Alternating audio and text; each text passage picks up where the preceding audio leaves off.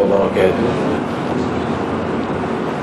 الحمد لله رب العالمين، والصلاة والسلام على أشرف الأنبياء والمرسلين، نحمده ونستعينه ونستغفره، فإن أصدق الحديث كتاب الله، وخير الهدي هدي محمد صلى الله عليه وسلم، وشر الأمور محدثاتها، وكل محدثة بدعة، وكل بدعة ضلالة، وكل ضلالة في النار. وقال رب اشرح لي صدري ويسر لي أمري واحلل عقدة من لساني يفقه قولي. Alhamdulillah wa syukur kehadrat Allah Subhanahu wa taala, kerana dengan idenya dapat kita bersama pada malam ini. InsyaAllah pada malam ini kita nak sambung perbincangan berkaitan dengan Amirul Mukminin Uthman bin Affan.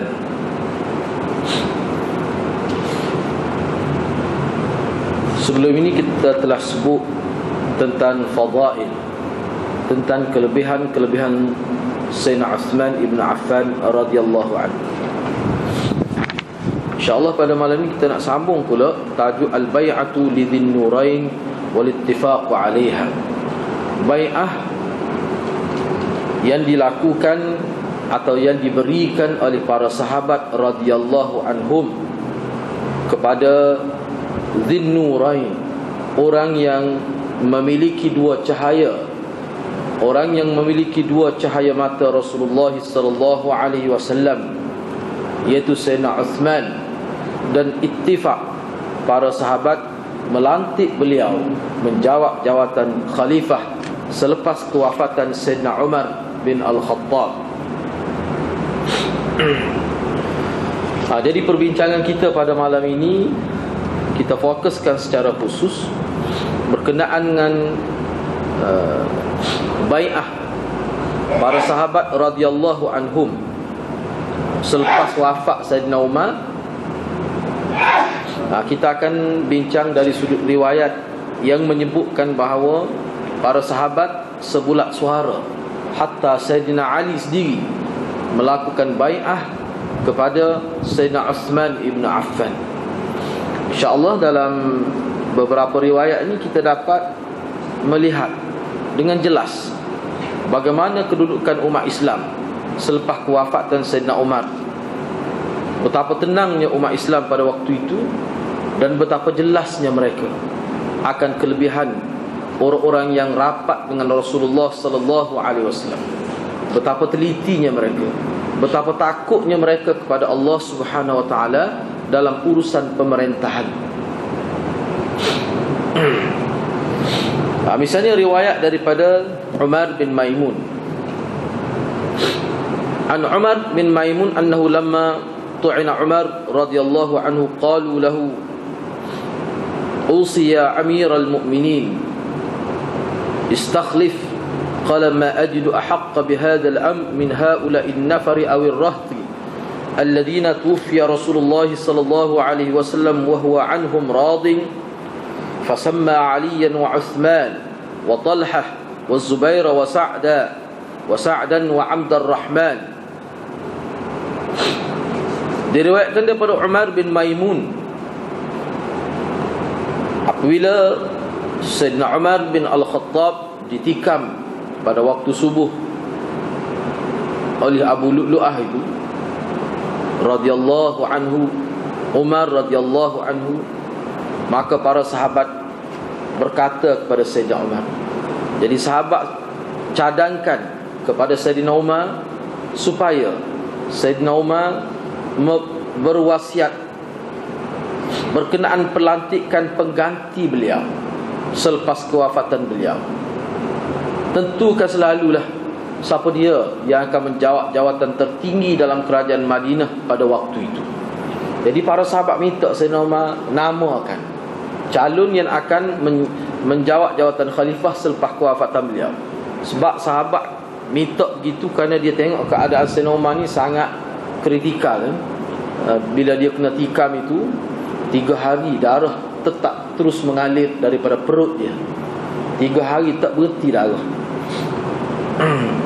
Kerana ditikam dengan pisau yang dilumur dengan racun. oleh Abu Lu'lu'as Al-Fairuz. Kata Sayyidina Umar,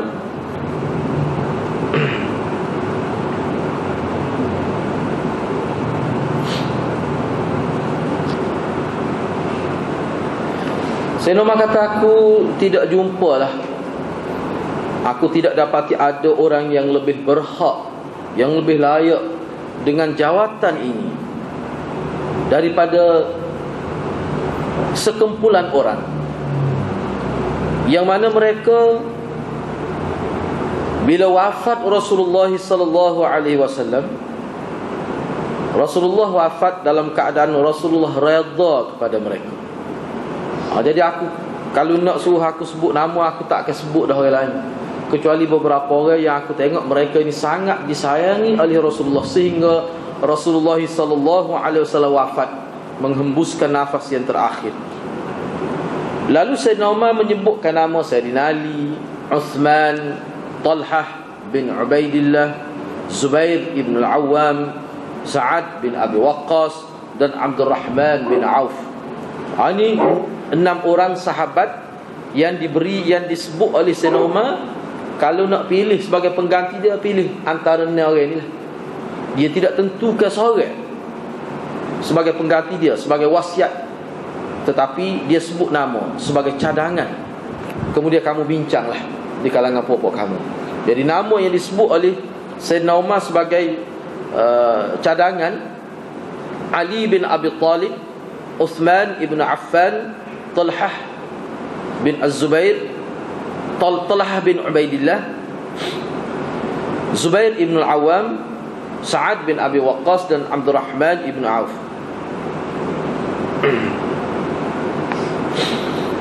Jadi Sayyidina Umar kata, yang akan menjadi saksi kepada kamu, anak akulah Abdullah bin Umar ataupun Ibnu Umar. Ni jadi saksi. Jadi bila Sayyidina Umar sebut ni, Sayyidina Umar kata, nama-nama ni aku sebut ni, jadi saksinya anak aku sendirilah, Abdullah bin Umar.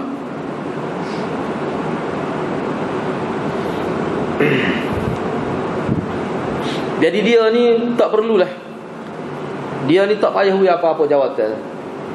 Jadi Sayyidina Umar pesan jangan beri apa-apa jawatan kepada anak dia, Ibnu Umar. Kalau nak bui, kalau nak ucap apa-apa pun ucap takziah lah. Gitu. Jadi anak aku Umar ni maknanya dia sebagai saksi. Anak aku Abdullah ni sebagai saksi sahaja. Dia ni mana tidak layak lah, tak sebut apa-apa jawatan kepada dia. Ibnu Umar lah lebih terkenal dengan Ibnu Umar. Ini kata Sayyidina Umar sendiri. Sayyidina Umar menyebutkan lagi, sekiranya jawatan kepimpinan ini diberikan kepada Sa'ad bin Abi Waqqas, fahuwa zaka, maka dia layak. Dia boleh bagi jawatan, dia layak kalau beri pada Sa'ad bin Abi Waqqas. Sebab Sa'ad ni antara orang yang awal masuk Islam, sehingga dia sebut dia ni orang, setengah riwayat kata dia ni orang ke-7 atau ke-5 masuk Islam, Sa'ad bin Abi Waqqas. Sehingga dia kata dia beberapa bulan dia masuk Islam tu, 7 bulan tak silap saya lah, boleh rujuk semula. Dia kabar-kabar dia ni orang ke-5 ataupun ke-7 gitu. Maknanya orang awam nak masuk Islam dia ni, Sa'ad bin Abi Waqqas ni. Sayyidina Umar kata kalau bui pada Sa'ad bin Abi Waqqas, maka dia layak. Kalau tidak bui, katakanlah jawatan ini tidak diberi kepada Sa'ad, maka mintalah pertolongan dia.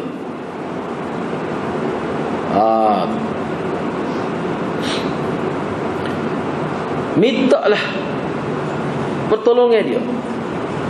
Apa-apa yang dia suruh buatlah seolah-olah gitulah. Minta pandangan dia dalam apa-apa perkara. Sebab apa? Sebab Sa'ad bin Abi Waqqas ni sangat hebat. Sangat hebat.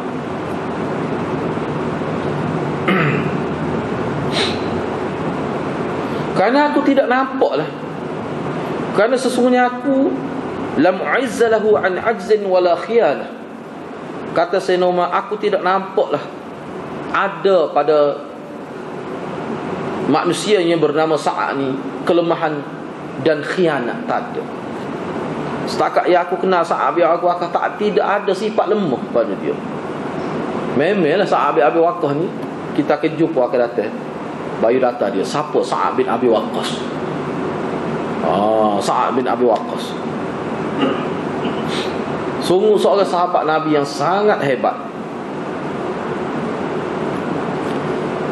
Jadi kata Umar bin Maimun, sebab ni riwayat daripada Umar bin Maimun. Dia kata bila mana Sayyidina Umar wafat. Ni cerita saat ni sebelum Sayyidina Umar wafat. Tapi cerita ni berlaku selepas dia kena tikam. Jadi Umar bin Maimun kata, bila mana wafatnya Sayyidina Umar, kami pun keluarlah bawa jenazah dia, dan kami berjalan pergi ke rumah Aisyah, pergi ke bilik Aisyah radhiyallahu anha, isteri Rasulullah sallallahu alaihi wasallam. Abdullah bin Umar, yakni anak Sayyidina Umar, memberikan salam, dan dia kata Sayyidina Umar minta izin daripada puan, daripada puan, bahasa apa lagi yang kita nak guna pada Aisyah yang sesuai dengan dia. Sayyidina Umar minta izin daripada puan, daripada Ummul Mukminin,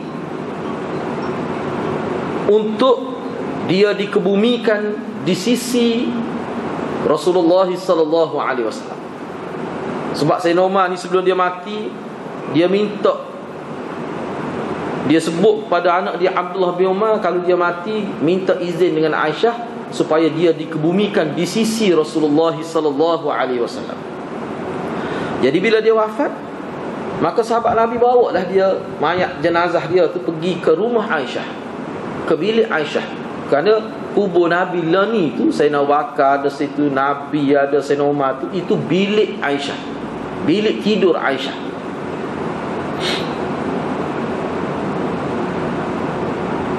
Bila Ibnu Umar minta gitu, maka Aisyah radhiyallahu anha berkata, bawalah dia masuk. Masuklah, bawalah dia masuk.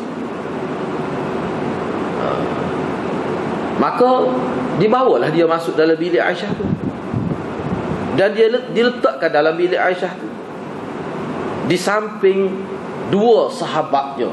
Kerana masa dikebumikan Sayyidina Umar tu, situ tu kubur Nabi dengan kubur Sayyidina Abu Bakar. Dalam rumah Aisyah, dalam bilik Aisyah. Kalau kita pergi di Masjid Nabawi tu kan, dia ada kan kubur tu. Tutup kemah keming, tak nampak apa satu. Kalau nampak berat, kalau nampak. Kalau tak nampak pun nyaludah bawa sini. Kalau nampak parut, hak ludah sekarang hak jenis saya luar biasa ni. Sebab dalam cerita saya baca tu, sebelum dia tutup tu, puak-puak hak jenis saya ke Nabi, hak orang panggil hak melepasi hak yang dibenarkan, melepasi hak laju lah kita tu.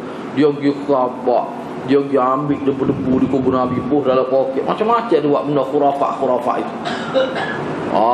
Bahaya, boleh jadi syirik, tak kena raya.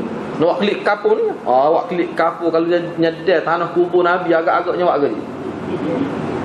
Bubuh dalam poket, hitung kain kuning, hidup perasak tu. Bahaya tak boleh. Itulah sebenarnya dia tindakan ditutup kemah. Walaupun nampak lubang kalau kita hitar tu. Tapi tak boleh masuk. Kalau boleh masuk tak tahulah dia-dia. Kalau kubur tu kenali kubur kira tu pun nyari basuh, lepas tu ni saya kebuk orang kita ni. Orang basuh tu ni saya. Dia basuh-basuh, akhir sekali basuh dia tak ada. Buat klik minum kan anak nak periksa. Tu kubur tu kenali, tahu duduk kampung saya. Mengikut orang tua. Tu kubur tu kenali. Bukan sahabat Nabi. Ni Nabi, sahabat besar dia, dua orang duduk ada tu. Kalau didedahkan kita tahulah jadi lagu mana. Mana hak tu dari pihak yang terlalu sayang. Hak pihak terlalu benci pula, dia ada cara dia nak buat tu.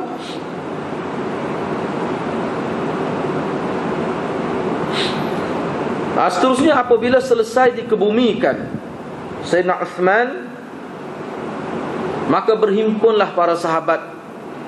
Maka berhimpunlah haula'ir rahat, beberapa orang yang disebut nama oleh Sayyidina Umar. Siapa dia? Ali, Uthman, Talhah, Zubair ibn Awan, Sa'ad bin Abi Waqqas dan Abdurrahman ibn. Ini mereka ni. Mereka berkumpul. Sebab apa? Nak latih pemimpin.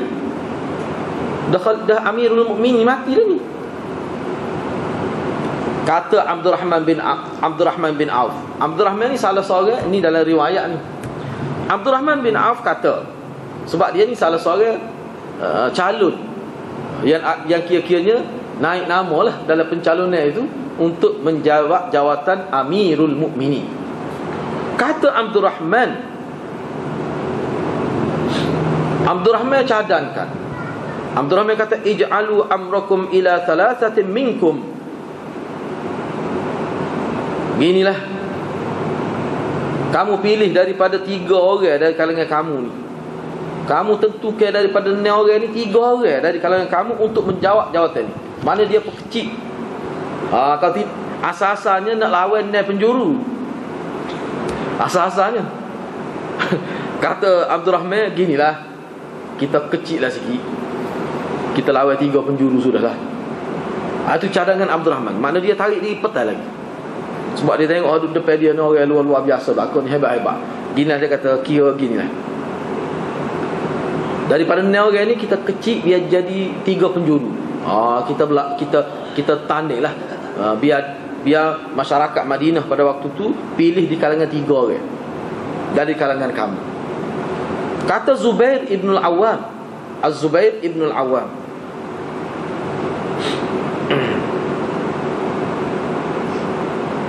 ni menantu Sayyidina Abu Bakar ni, Zubair ibn al-Awwam ni. Ni menantu Sayyidina Abu Bakar. Anak Sayyidina Abu Bakar nama Asma itu.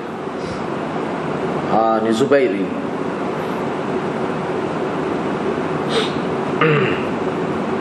Abdullah, anak dia Abdullah ibn Zubair. Abdullah bin Zubair mati perang dengan Hajjaj itu. Dan anak Abdullah tu nama Hisham. Dia ni Jadi kata Zubair,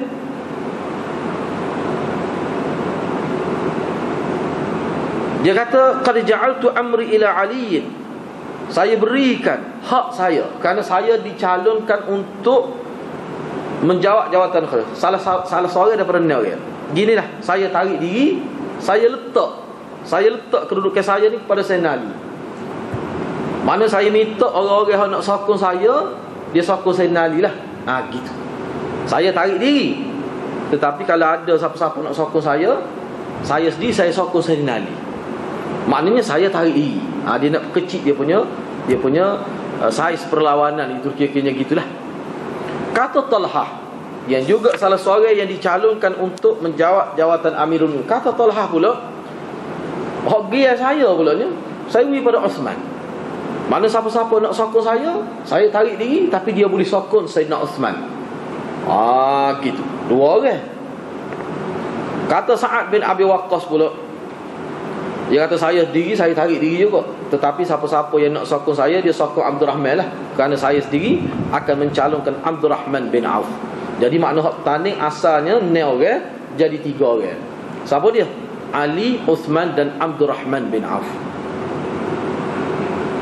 Abdurrahman pula, bila tinggal 3 orang, kata Abdurrahman bin Auf pula,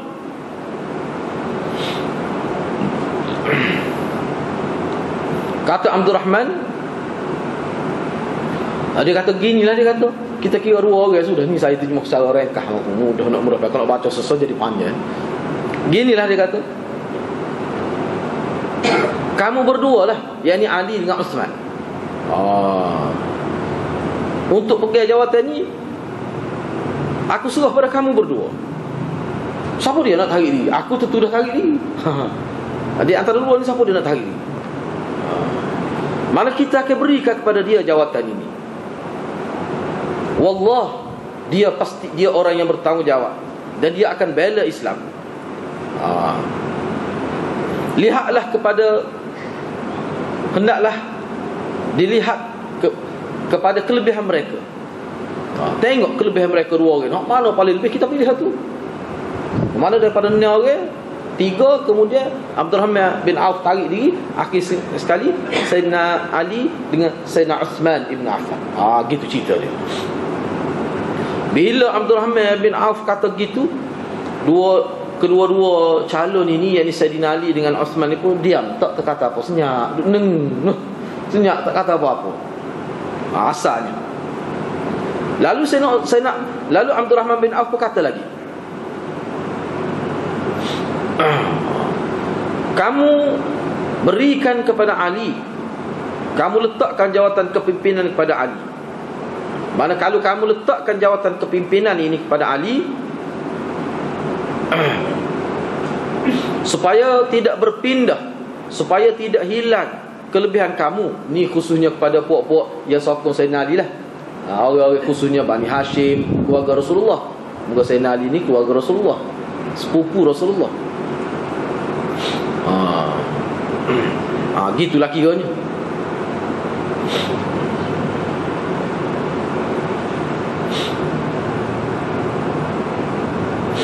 Jadi kedua-dua Sayyidina Ali dan Sayyidina Uthman kata tak apalah kalau kita terima lah. Gitu.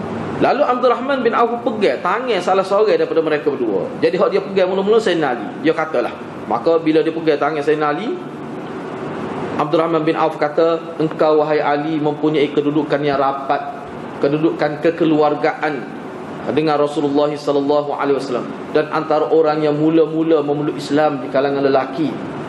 Sebab setengah riwayat kata dia ni lebih dulu daripada Sayyidina Abu Bakar.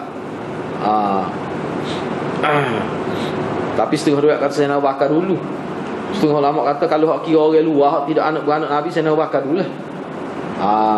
Dia tikah sama ada khilaf antara Abu Bakar dulu ke Sayyidina Ali dulu ke.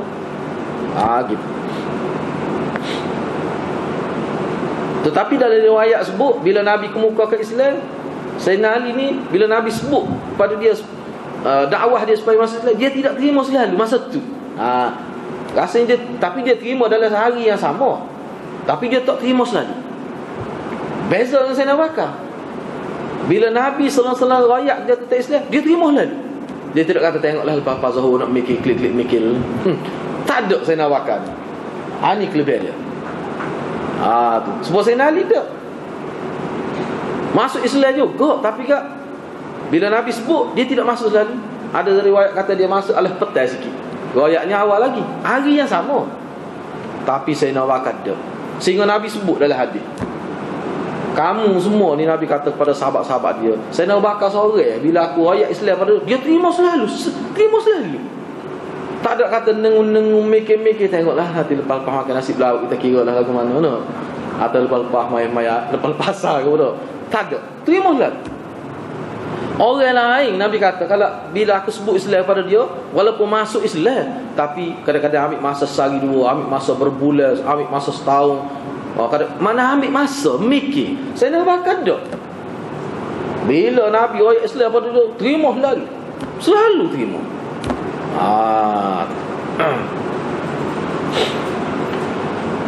Jadi bila Nabi kata gitu, bila Abdurrahman ibn Auf kata gitu,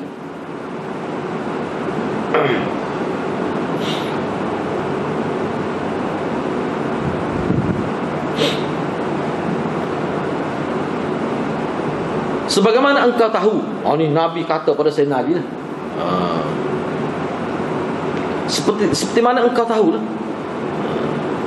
Dan maka fallahi alaik,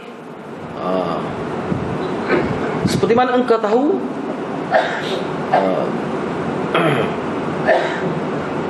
kalau engkau pegang jawatan, demi Allah lah, mana tanggungjawab ni, tanggungjawab kamu kalau sekiranya kamu dilantik, yang diberikan jawatan kepimpinan ini, pasti seperti apa dia atur kita, maqad alimtu, aku tahu, aku sudah, aku yakin, kalau mu Sayyidina Ali, kalau mu diberi jawatan ni, pasti engkau akan melakukan keadilan. Dan kalau engkau perintahkan, kalau engkau mengarah Sayyidina Uthman, pasti dia akan dengar dan dia akan patuh. Maknanya antara Sayyidina Ali dengan Sayyidina Uthman ini, nak ayatnya kedudukan dia tu, mana hebat kedua-duanya. Abdul Rahman Ibn Auf kata, kalau aku yakin kalau mu diberi jawatan sebagai khalifah selepas Umar ni, engkau akan melakukan keadilan. Dan jika engkau arahkan apa-apa arahan kepada Sayyidina Osman pun, pasti dia akan patuh.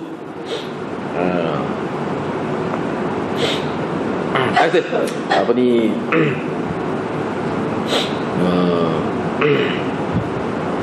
Kalau silap dia dhamir dia tu. Ini cara psikologi yang dimainkan oleh Abdul Rahman. Dia kata, aku tahu mu ni wahai Ali, kalau diberi jawatan pasti engkau melakukan keadilan.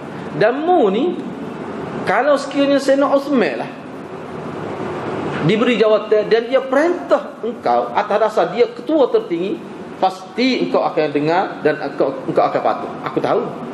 Nak ayatnya Sayyidina Abdul Rahman Ibn Auf, nak ayatnya bahawa Sayyidina Ali ni dia tidak gila jawatan. Memang mula ya. Tapi andainya diberikan jawatan kepada Sayyidina Osman dan Sayyidina Osman memerintah, engkau akan dengar, engkau akan patuh, engkau akan ikut arahan dia. Nak ayat ni kebaikan, potensi baik yang ada dalam diri Sayyidina Ali.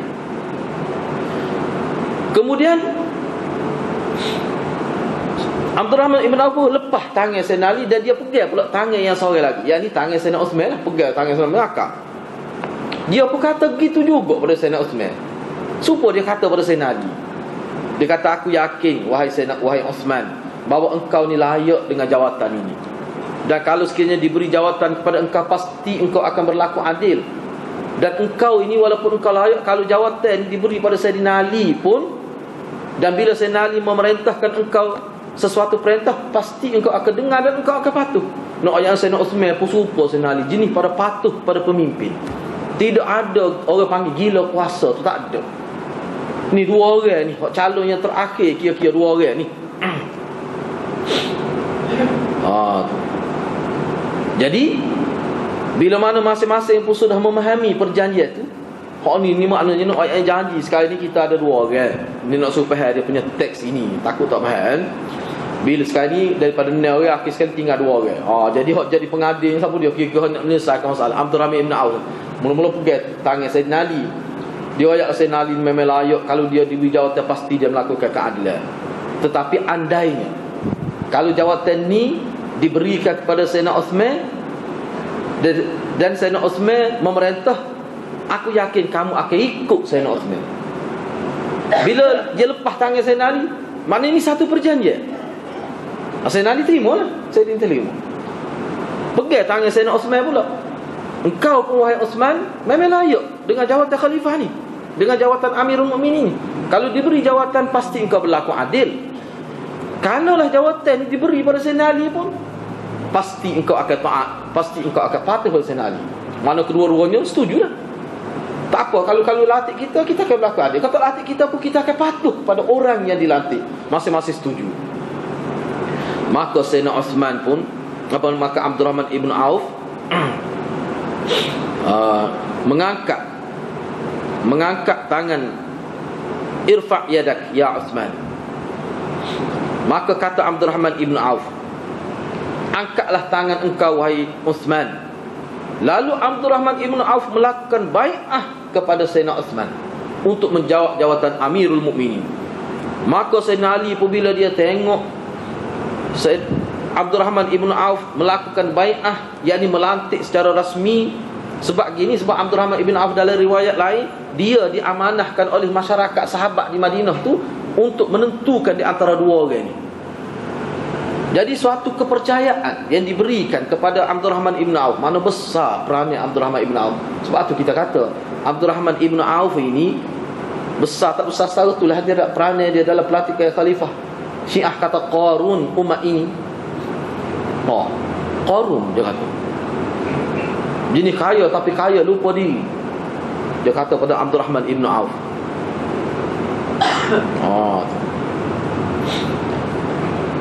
Sayyidina Ali turut melakukan bai'ah pada majlis itu juga.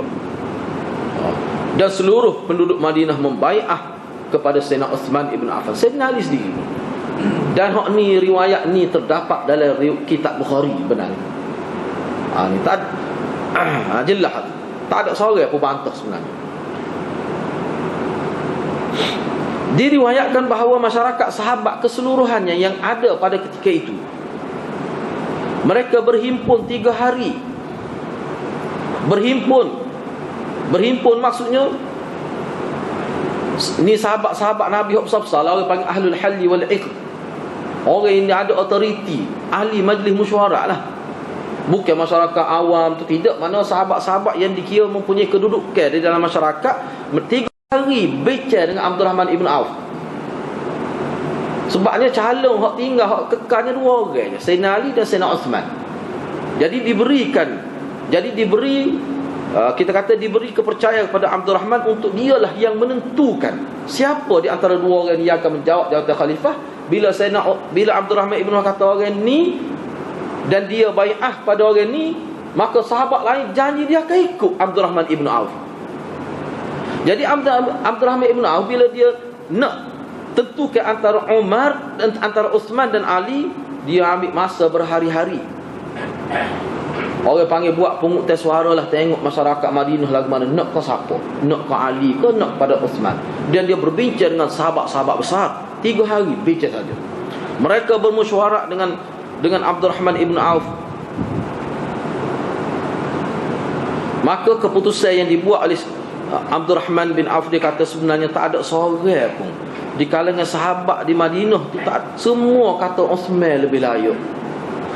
Walaupun mereka kata Sayyidina Ali ni, kalau tak ada Sayyidina Uthman, memang Sayyidina Ali lebih layak.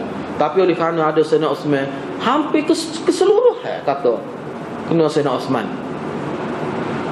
Ni kedudukan Sayyidina Uthman ni.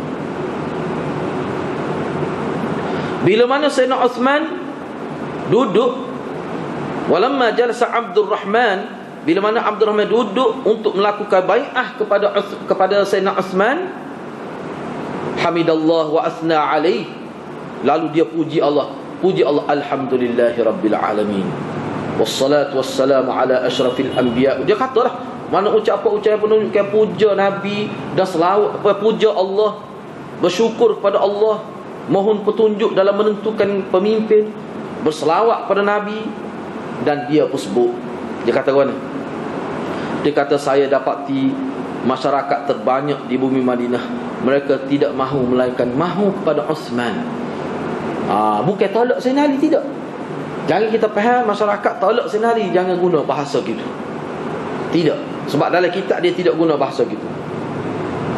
Ini antara, ini istilah dia fadil dan mafdul. Sayyidina Uthman ni kira fadil, Sayyidina Ali ni mafdul. Mafdul ni maknanya kurang sikit je antara isim fa'il dengan isim maf'ul. Tu je. Bukan kata bila kata Sayyidina Uthman lebih, maknanya Sayyidina Ali kurang. Kalau faham lagu tu, itu tak betul. Sebab dalam kitab-kitab sebut, tengok ni, menafikan hak Sayyidina Ali bila diberi kepada Sayyidina Uthman. Ini masalah orang yang otak tak betul.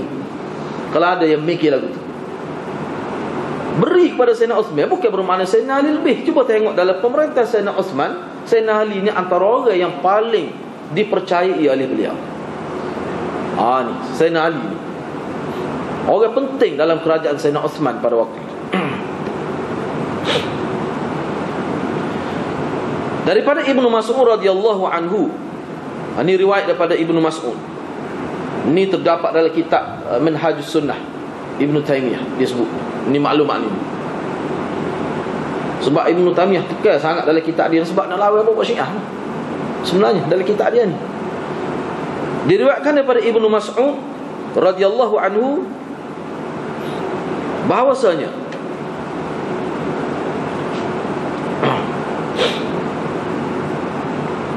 Ibnu Mas'ud, yakni Abdullah Ibnu Mas'ud, bila mana Sayyidina Uthman dilantik menjawab jawatan Amirul Mukminin menggantikan Sayyidina Umar, dia pun kata siapa? Kata Abdullah Ibnu Mas'ud. Siapa dia Abdullah Ibnu Mas'ud ni? Orang lagu mana Abdullah Ibnu Mas'ud ni? Tokoh musaqqafin di kalangan sahabat, tokoh akademik yang nombor 1 di kalangan sahabat, Abdullah Ibnu Mas'ud. Dia kata, ammarana khairu man baqiya wa lam na'lam. Dia kata telah memerintah, telah menjadi pemimpin kepada kami sebaik-baik manusia yang ada sekarang ni. Sebab hak baik pada dia telah mati, yakni Sayyidina Abu Bakar. Sebab tu dia guna bahasa gitu.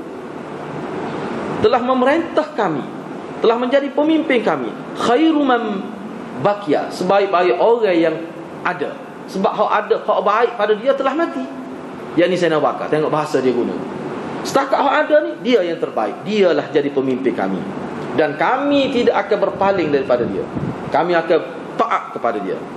Hadis ini asar sahabat ini disebut oleh Hakim dan Ibnu Sa'ad. Kata Imam Ahmad rahimahullah, Imam Ahmad, ini kenyataan Imam Ahmad ni. Kata Imam Ahmad, lam yattafiqin nasu ala bai'atin kama ittafaqu ala bai'ati Utsman.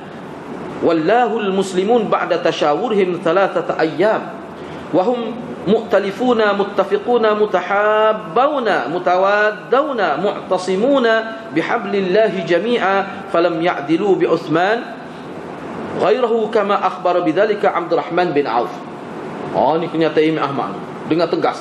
Dia kata Imam Ahmad, tidak sepakat orang ramai melakukan bai'ah seperti mana mereka sepakat melakukan bai'ah kepada Utsman. Orang-orang Islam melantik Sayyidina Utsman sebagai pemimpin selepas mereka berbincang 3 hari. Mereka lunak hati, mereka sepakat, mereka sayang, mereka kasih, dan mereka berpegang teguh dengan tali Allah semuanya. Tidak berlaku perpecahan.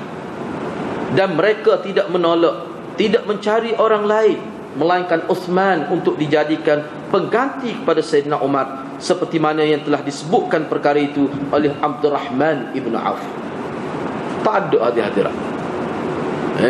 Bahkan dalam setengah riwayat yang kita sebut, selepas saja Sayyidina Utsman dilantik menjadi khalifah, penduduk Madinah kata, kita berasa udara ni cukup nyaman. Betapa sayangnya masyarakat pada Sayyidina Utsman. Sebab dia tengok dengan mata lendai dia, Nabi saya Sayyidina Utsman ni Sapawi 2 orang anak dia. Tapi Syiah kata gapo pada Sayyidina Utsman dalam kitab dia. Tapi Syiah dia kata gapo pada Sayyidina Utsman. Saya nak sebut sikit. Ni dalam kitab Syiah saya petik ni ada lebih kurang. Ni hak kita ambil dalam kitab dia tinggi. Nabi saya telah ajak pada Sapawi 2 orang anak dia. Dah semua masyarakat tahu. Berminggu-minggu penyair duk bersyair saja puji bila Sayyidina Utsman nikah dengan anak Nabi. Tapi dalam kitab Syiah, saya nak baca sikit. Kalau nak rujuk sendiri boleh, kita ada rujuk kia ni. Ni dalam kitab apa ni, Aujazul Khitab. Kitab Aujazul Khitab. Maksud itu dia sebut. Siap dengan rujuk kia, dengan muka surat ke apa, boleh rujuk. Ni kalau mengikut Syiah dia kata gini, Sayyidina Utsman. Syiah meletakkan Sayyidina Utsman di lapisan paling hina di kalangan manusia. Syiah menggambarkan Utsman sebagai penzina, pondan, dipermainkan kemaluannya, dan beliau juga digambarkan oleh Syiah sebagai orang bangsat yang hanya memikirkan kepada memenuhi temboloknya dan untuk memuaskan nafsu seksnya saja. Sayyidina Utsman ni tak ada lagi jalan, mikir hak tu. Mikir nak memenuhi tembolok dia, mikir nak melakukan hubungan seks. Inilah antara, kalau mengikut dari riwayat Syiah, khalifah Islam yang paling kuat menjamu seks dia. Ni mereka menggelarkan Sayyidina Utsman dengan Na'thal, iaitu nama kepada kemaluan Dhabba, hyena. Dalam riwayat dia ni, dia sebut, dia kata Sayyidina Utsman ni bila dikemuka kepada dia seorang perempuan yang berzina, perempuan yang telah berkahwin, untuk dilaksanakan hukum hudud, maka sebelum dijatuhkan hukum hudud, Sayyidina Utsman telah ragu perempuan ni. Sebab tu dia kata dia ni sebuah Dhabba. Sebab mengikut dalam riwayat Syiah, binatang Dhabba ini, hyena ini, sebelum dia bunuh binatang buruan tu, dia ragu dulu. Saya rasa ni orang awak kajian tentang binatang, apa tak jumpa ni maklumat ni. Dia kena ambil dalam kitab Syiah kalau barang pelik-pelik lagi ni hati-hatilah. Syiah mendakwa Sayyidina Utsman adalah kafir dan munafik. Mereka menghukumkan wajib melaknat dan memutuskan perasaan kasih sayang dengan Sayyidina Utsman ibn Affan. Wajib. Ulama Syiah memutuskan kafir sesiapa yang tidak mengkafirkan Sayyidina Utsman bin Affan, dan hukuman ini ditujukan kepada orang-orang Islam. Syiah mendakwa Utsman telah membunuh 2 puteri Nabi sallallahu alaihi wasallam, iaitu Ruqayyah dan Ummu Kulthum, Dalam riwayat dia sebut Ummu Kulsum ni duduk di rumah. Bila duduk di rumah, kalau Sayyidina Osman kelik, dia akan duduk di bucu-bucu rumah. Dia takut gitu. Dalam kitab Syiah Sayyidina Osman tak ada, baru buka dah ada, boleh jalan ke atas. Kalau Sayyidina Osman balik, duduk jerung lagi, duduk nyala dia ni, duduk gatul lutut, takut pada Sayyidina Osman. Dalam kitab Syiah, dalam riwayat dia berat dia mati kerana tekanan perasaan. Lepas tu dia pun pernah ditendai sampai patah tulang rusuk. Parut tak masalah ni, masa berlaku ni Nabi hidup lagi ni. Sebab tu dalam riwayat dia kata Nabi pergi kubur anak dia jerit. Kita kata apa Nabi tak apa saya nak semai. Kalau kita kata, kalau mengikut riwayat Syiah, Nabi jerit di kubur anak dia. Dalam kitab dia, dalam riwayat Syiah menyebutkan Ruqayyah berada dalam ketakutan kerana kekejaman Uthman telah memukul puteri Nabi sehingga patah tulang rusuknya, dan kesan pukulan itu telah membawa kepada kewafatannya. Ini dalam kitab Syiah. Ini saya kemuka ke sini. Semua sahabat besar kita muat ke dalam nota ni. Kalau nak tahu, boleh ambil, boleh photostat. Tengok bagaimana Syiah kata kepada sahabat-sahabat besar Nabi. Bermula pada di Sayyidina Abu Bakar dan berakhir kepada Khalid bin Al-Walid. Ini saya kemuka sini 11 sahabat Nabi yang dicerca dengan dahsyat di dalam kitab-kitabnya. Hak lain dia sebut secara umum kafir semua, tapi hak ni sebut khusus 11 orang, termasuk Khalid bin Al-Walid. Setelah itulah hadirat mana kedudukan dia. Kata Ibnu Katsir yang terakhir, kita ambil fakta yang terakhir. Kata Ibnu Katsir, ramai dari kalangan ahli sejarah menyebutkan, ini kena ingat cerita ni. Kena ingat. Sikit lagi tu ubiklah cerita Sa'labah tu. Bila nak caw ke zakat tu, hak tu ubiklah cerita Sa'labah dah ni lah. Nyanyi ke Sa'labah ni. Ulama kata sesiapa yang kata Sa'labah ini mati dalam keadaan kafir, dia tidak keluarkan zakat, Nabi tak terima taubat dia, wajib bertaubat gitu. Sebab Sa'labah ni adalah ahli Badar, orang yang sangat baik. Kena ingatlah hak sebut kata Sa'labah tak si bayar zakat, lari hidup kapur, duk caw ke menata, tak pergi semai jemaah. Siapa mati, Nabi tak terima zakat dia. Zaman Sayyidina Utsman, zaman Sayyidina Bakar, Sayyidina Bakar tak terima zakat dia. Zaman Sayyidina Utsman pun tak terima zakat dia. Dia mati dalam keadaan kufur di zaman Sayyidina Utsman. Cerita ni cerita Syiah. Nama dia perawi Syiah, nama Ali bin Zaid. Syiah Rafidah, Syiah pekak tu. Syiah yang mengkufurkan sahabat. Kena ingat ada. Bukan gitu. Ni ada dalam TV ada sebut. Ni kalau dekat-dekat dalam bulan nak ayat bab zakat ke mesti sebutlah. Tu jangan buat gitu. Ulama kata siapa dia sebut cerita tu dia kena bertaubat. Sebab dia telah mencerca sahabat Nabi. Sebab Sa'labah ni ahli Badar. Ahli Badar ni Allah redha kepada mereka, sebut dalam hadis. Ahli Badar ni. Rekahnya gitulah. Jangan dicaya tu.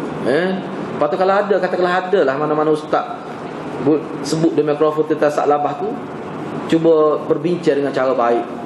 Ustaz tahu ke Sa'labah tu ahli Badar? Ustaz tahu ke bahawa cerita tu Syiah yang riwayat? Ustaz boleh terima ke Nabi tak terima? Ustaz boleh terima ke Nabi nak tak terima taubat dia? Sedangkan Nabi sebut dalam banyak bertemu hadis supaya bertaubat kepada Allah. Tiba-tiba sahabat dia nak taubat tak terima. Mana sahabat kau? Lepas tu saya nak wakar, apa tak terima. Siapa jadi kafir ni? Sa'labah. Ya Allah pun.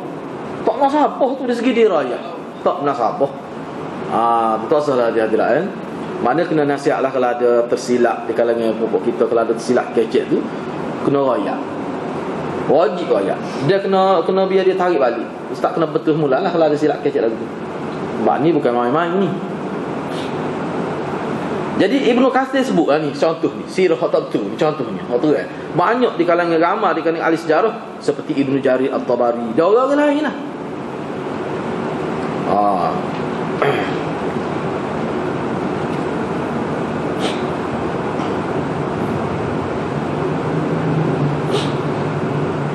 Yang menyebutkan bahawa Ali ni ada dari riwayat sebut bila Abdul Rahman ibn Auf angkat tangan Sayyidina, minta Sayyidina Uthman angkat tangan, dia melakukan bai'ah pada Sayyidina Uthman. Ni dalam riwayat ni. Maka Sayyidina Ali pun kata pada Abdul Rahman ibn Auf, bukan seorang ahli sejarah yang meriwayatkan riwayat ni. Apa Sayyidina Ali kata? Khada'tani wa innaka innama wallitahu li'annahu sahruka. Sayyidina Ali kata, mu telah tipu aku Abdul Rahman. Sesungguhnya engkau latih Uthman itu menjawab jawatan Amirul Mukminin kerana dia tu ada kena mengena hubungan persemendaan dengan engkau. Dan dia telah berbincang dengan engkau tiap-tiap hari, memikirkan tentang jawatan untuk dapat kepada dia. Dan dia ini dan Sayyidina Ali tidak bai'ah kepada Sayyidina Uthman. Ataupun setengah riwayat kata dia lambat bai'ah pada Sayyidina Uthman sebab dia berasa Abdul Rahman telah tipu dia. Ada riwayat sebut gitu. Maka Sayyidina Abdul Rahman ibn Auf kata, sesiapa derhaka sebenarnya derhaka pada diri dia sendiri.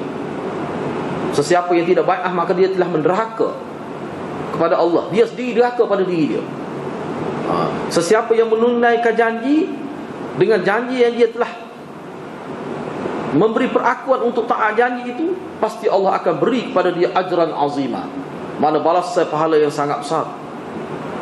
Banyak juga riwayat cerita-cerita yang bercanggah berkenaan dengan ni.